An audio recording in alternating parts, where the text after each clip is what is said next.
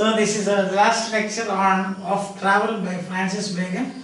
In the fifth one we saw that one who travels abroad should get in touch with secretaries or employed men of ambassadors and visit all eminent people of that country or that place, and they should find out how and why they have become eminent, whether they are really eminent or not. Then another point that he has stressed is that don't get into a quarrel. Do not get into a quarrel. The same thing Polonius tells his son Laertes before his departure to France in Hamlet, in the play Hamlet, that you can see. He says, beware of getting into a quarrel. So don't do it. Because that's an unknown place. Even if you start quarreling with somebody, naturally what will happen is the natives will side with those people, not with you, because you are a stranger. You are just a visitor.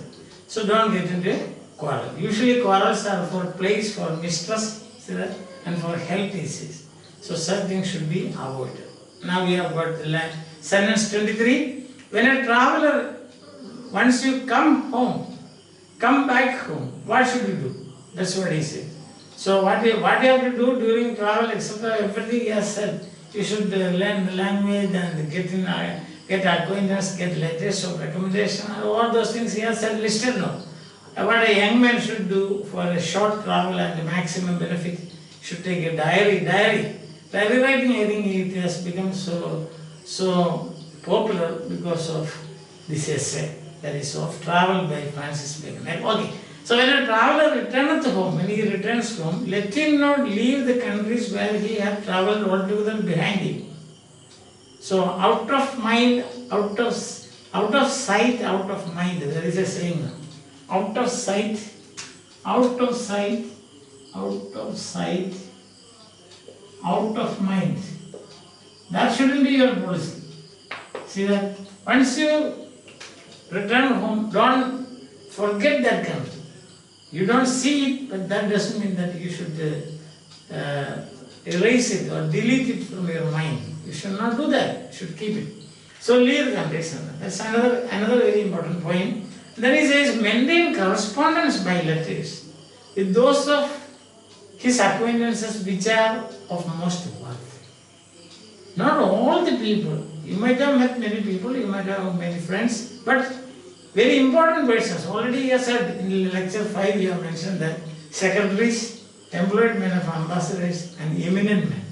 Such people you keep correspondence so that you will learn more things from their letters, what is happening there and so on. This is very important. So once you go back, don't forget that country, but continue correspond. Now these days it is easy, you can send emails. Those days no email, so you had to depend on the postal service. But these days it's not like that. Alright. And 24 and the last sentence, and let his travel. So what a very, very important. Don't become artificial. So this is what when you go abroad and come back and they try to behave exactly like those people, then that will be very artificial for the people who are in your place.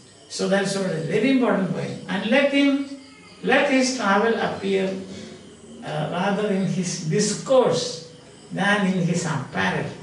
Apparel means dress. You come back as a refined person, discourse. When you discuss, when you debate, when you give speech, when you talk to people, that is discourse. Than in his apparel, dress. The apparel oft proclaimeth the man, says Polonius. That means, if you suppose gentlemen, have you seen gentlemen in the executives? There is a color called the executive color. There are shirts called executive shirts. Suppose a person who is holding a very important office, he is wearing red shirt, red pant and all those things. That is the apparel of a clown in a circus, a fool in a circus, not a gentleman. Understand? So that's the point. That is for acting, not for day-to-day life. And therefore, he says, the effect of your travel should be reflected in what you say, discourse, not what you wear. That anybody can buy anything and with a topi and all those things, with a hat and so on.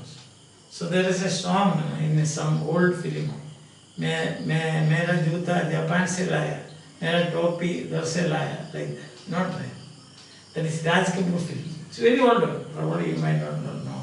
You might not know it. So, and then you can see discourse in his apparel and gesture. Gesture also. Somebody artificial gesture.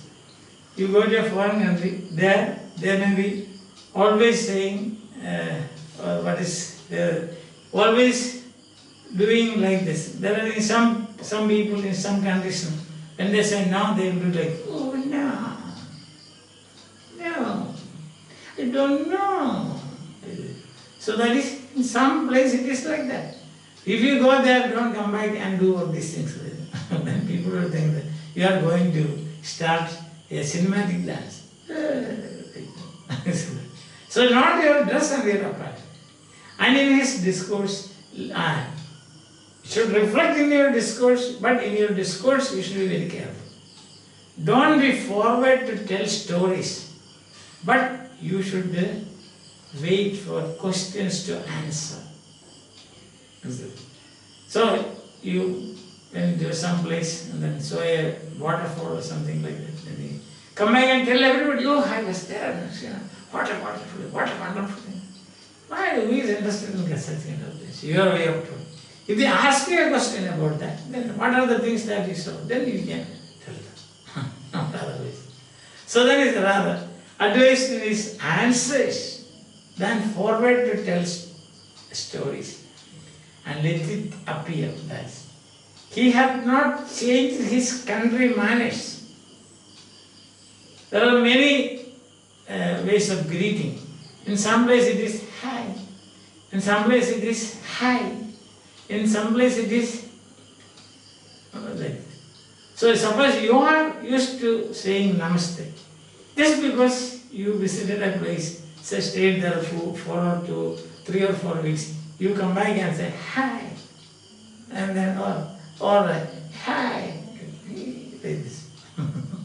Now these are, you can do, I am not against these things, but don't imitate others. That's what Bacon says, not me. Their gestures and their manners, you should not blindly imitate. See that? What you should do, you continue, if you think that this is, your manners are good, continue. Suppose namaste. For us, namaste. Isn't it? Yes. Now if you want to change, you can change. I have no objection, but this is what Bacon says. Don't, who am I to say you should do this, you should do that? I am just explaining the essay written by Francis Bacon. Yes. The third person narrative, you can say. And then what happens? Appear that he had not changed his country manners for those of foreign, but only picked some flowers of that he had learned abroad into the customs of his own country. There are flowers, means very useful everywhere. For example, to say thank you. In certain cultures, they don't say thank you. But in certain other cultures, they always say thank you. For anything they say thank you. So that is a good custom. That is a flower that we can pick from that country. Flower means that beautiful custom.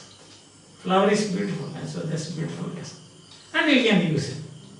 I remember one day I was standing in a queue in the head post office.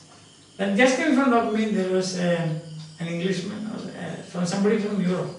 So he wanted to get some stamps, and the counter clerk, she gave the thanks, she gave the stamps, and immediately after getting the stamps, the man just in front of me, I told you, somebody from Europe or England or America, he bent his head like this and said, "Thank you very much."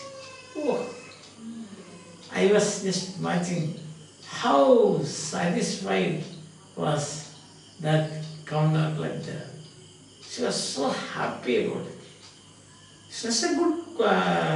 That's a good custom. See, your pen has fallen. Somebody picks it up, and automatically you should be able to say thank you very much. Not that you take the pen and then turn and march. No, don't do that. But that's a good custom. So if you suppose somehow, knowingly or unknowingly, you hurt somebody, then say, I am sorry. So these are good customs, no doubt about that. If we don't have it, we must incorporate it in our culture and in our manners. But artificial customs, they are not useful to us. Just for showing off, don't do this. So with this we come to the end of this lesson. So once again, main points, when you return, don't forget that country, but keep correspondence with letters and also keep your contact with the important persons. Secondly, when you come back, you should not show off your knowledge, but the effect of the travel should be shown in your discourse and not in your dress.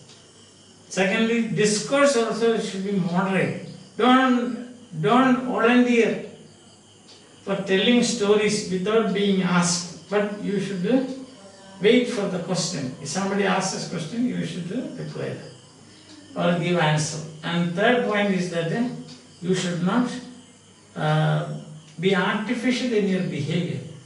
Whatever you saw there, don't import here and then show others. But instead, if you find there are some good customs and manners, etc., you can bring in here and you can start using it. So that's what this is. Like for example, thank you and all those. I think that you have profited out of my classes, and now we will move on to another essay by. Now we have already discussed 9 essays by Francis Bacon. So it's a kind of if we together, if you work together, we will be able to discuss all the 58 essays written by Francis Bacon, and that will be, in fact, the essays. You find a compendium of knowledge. Counsels moral and civil and moral, written in aphoristic style, epigrammatic style, beautiful English, isn't it? Beautiful classic, so to say. So these essays are also, in their ideas, their counsels, in their way of presentation, etc., they are really, we can say, of the highest standard, we can say, highest standard. Written in the 16th century, but still it is valid. All those things what Bacon has said in Off Travel, people are now following. So that means, so that is what Longinus says. How do you judge whether a work of art is great or not? Whether the posterity will say it is good or bad. The judgment is to be made by the posterity, Longinus, on the sublime, Perihipsus. I have given 8 or 9 lectures on that. If you are interested, you can go through that. Okay, so that is a side remark by the time. So by the time being, bye, we will see again. Have a nice time, take care of your health, enjoy.